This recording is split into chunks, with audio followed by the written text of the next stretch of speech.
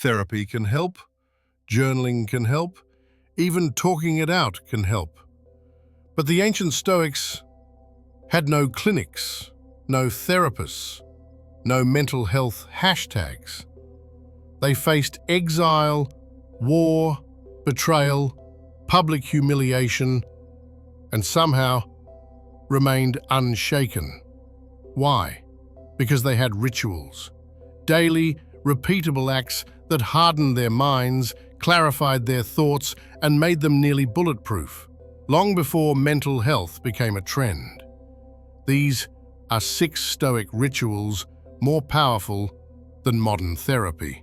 And if you apply them, you may not just survive life, you may dominate it. When you wake up in the morning, tell yourself, today I shall meet with interference, ingratitude, insolence. Marcus Aurelius. Before the day begins, most people check their phone. The Stoics checked their expectations. Each morning, Marcus Aurelius would prepare for the worst: betrayal, frustration, delay, disrespect.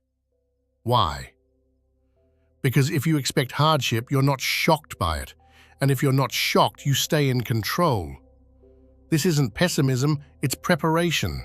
It's how warriors step into chaos without losing their center. Seneca didn't just write letters, he trained for suffering. He would wear thin clothing in winter, fast for days, sleep without comfort, all while being one of the richest men in Rome. Set aside a certain number of days, during which you shall be content with the scantiest and cheapest fare. Seneca. Why? Because discomfort builds clarity, and clarity builds strength.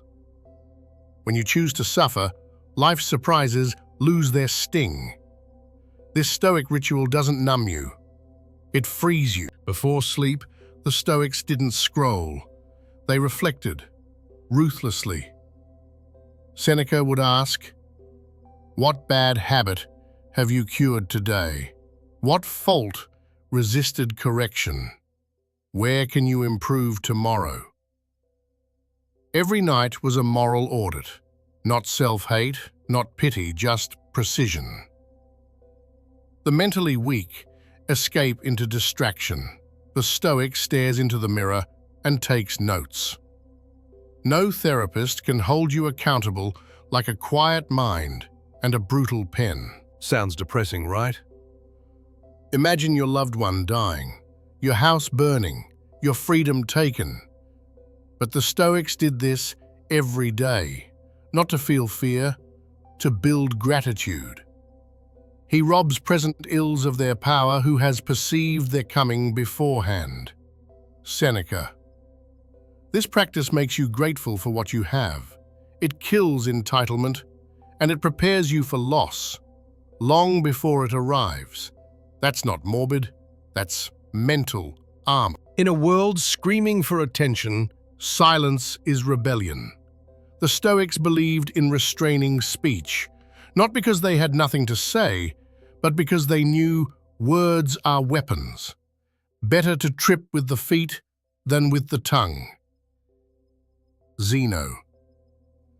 Set a time each day, even just 10 minutes, where you speak to no one.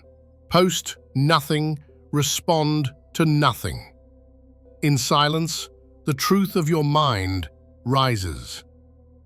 And when the noise clears, what's left is you. Most people drift. They live based on emotion, instinct, and impulse. The Stoic lives by principle. If you wish to improve, be content to be thought foolish and stupid. Epictetus. He writes a code, he keeps it near, and he makes every decision based on it. No therapy session can replace the power of identity. When you know who you are, you don't need permission to act. You move. You can talk about your anxiety. You can dissect your fears. Or you can do what the Stoics did. Train. Daily. Rituals don't wait for motivation, they carve it into stone. So here's the hard truth. Therapy may teach you why you're broken, but Stoic ritual shows you how to build yourself anyway. Choose one, start tonight, and earn the mind you're pretending to chase.